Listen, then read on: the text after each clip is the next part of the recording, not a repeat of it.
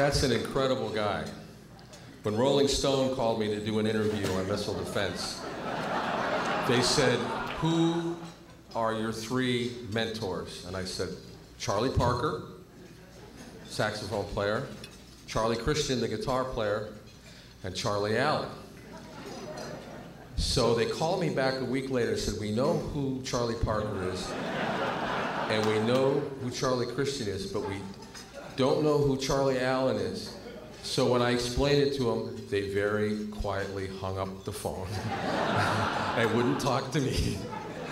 Attaboy. You bet. Well, thank you very much, Charlie. You've been an incredible mentor to me in the intelligence business when we started out in the law enforcement working group years ago, because Charlie had a vision that maybe law enforcement and the intelligence community might want to think maybe kind of should have talked to each other. And luckily, before 9/11, there was something in place where, thanks to Charlie and Keith Hall and some very, very, very smart folks, they managed to have at least enough discussions to have a basic architecture in place. And I've been 16 years with the Los Angeles Police Department, and Charlie was kind enough to ask me to help him over at DHS, and we used some of the models that we created at LAPD to do some of the regional intelligence centers and stuff. I just, there's very few people in my life that I'm awed by, and Charlie, you're one of them. But tonight, Charlie is not Charlie. Charlie is going to be Jake, and you will see later why that's going to happen. You think this guy is cool, you ain't seen nothing yet. Right. Very quickly, and of course, the other person tonight that means an awful lot to me is a gentleman sitting out in the audience. We met 35 years ago when the Doobie Brothers did Saturday Night Live. And my first memories of Dan, I think if you remember, Dan, we were leaving the Blues Club, and it was so icy on the streets in New York, and we were so hammered that we had to use knives and forks to crawl up the sidewalk to get a cab. But, rock and roll, you know how that is, how that works, I carried a chainsaw, the room was too small, no problem, the way that worked. But in the same way as Charlie was very kind to talk about the other side of my life, I'm going to talk a little bit about the other side of this gentleman's life. People know Dan as an actor, as a musician, as a comedian, as a writer. He's a very, very, very eclectic person, but what they don't know is the love that Dan has for the intelligence community and law enforcement. Many of the bulletproof vests we have at LAPD are because of Dan.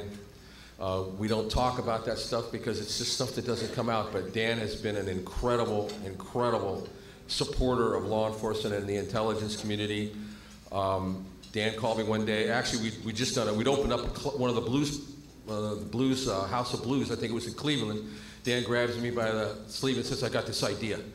And writes it on the back of an envelope. So I make a call to the White House, General Gordon, and Brent Scowcroft, and say, you guys got to dig this. So next thing you know, Dan is sitting at the White House, Fran's going, what? and the ideas that you put together were absolutely brilliant. And same thing later on when I introduced him to Charlie Allen, they became good friends. And Dan put together a report on how to protect the bridges and tunnels in New York, because Dan's father was a structural engineer, and laid it on Charlie's desk. And of course, Charlie's trying to explain how Al-Qaeda works to Dan. Dan's going, no, here's the way it works. So about 4 hours later at the House of Blues in LA, as you can see, the connections that we put together, this is what makes America great. All the bad guys and everybody else, they just do what they do. But their intelligence communities don't hire the Dan Aykroyds and the Skunk Baxters and people like, they don't do that. And the reason they don't do that is because they don't think far enough out of the box. The reason we live in America and the reason we have America is because this is what America does, and this is what makes us great. We understand both the usual and the unusual, and this is what gives us the strength. So without further ado, I would just like to bring someone up to the podium that's a very, very, very special friend. Ladies and gentlemen, a singer, harmonica player, actor, all-around stud, smart guy.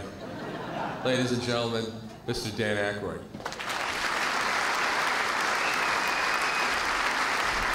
Oh, and before I forget, in the spirit of rock and roll, there are going to be beautiful women walking around the hallway, walking here with baskets. So if you feel like a last-minute donation, just look into their eyes